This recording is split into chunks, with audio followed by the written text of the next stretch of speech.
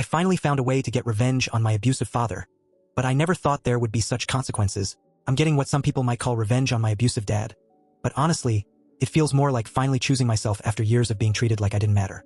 My dad cheated on my mom when I was 6 years old, and that was the moment everything in our family fell apart. He didn't just betray my mom, he destroyed any sense of safety I had growing up.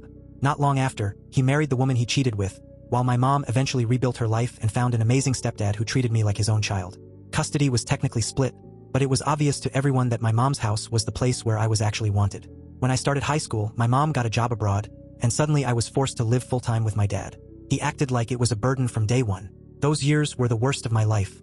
He made it painfully clear that I wasn't really part of his new family, just an obligation he had to tolerate. I wasn't invited to family gatherings, holidays passed without me, and I often stayed home alone while they celebrated together like I didn't exist. He controlled every aspect of my life.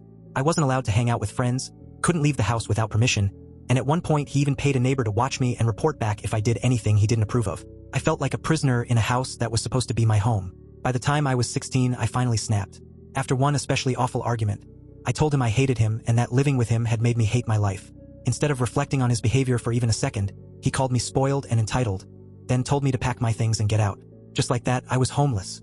A friend's family took me in, and that probably saved my life. I didn't speak to my dad again for years. I focused on surviving, then on building a future that didn't include him. I went to college, fell in love, and eventually got engaged. I didn't tell my dad any of this because, to me, he stopped being family the moment he threw me out. Somehow, he found out about the engagement anyway. Out of nowhere, he messaged me, acting like nothing had happened. He told me how excited he was to be part of my wedding, apologized for kicking me out, and said it had always been his dream to walk me down the aisle. Reading that message made my stomach turn.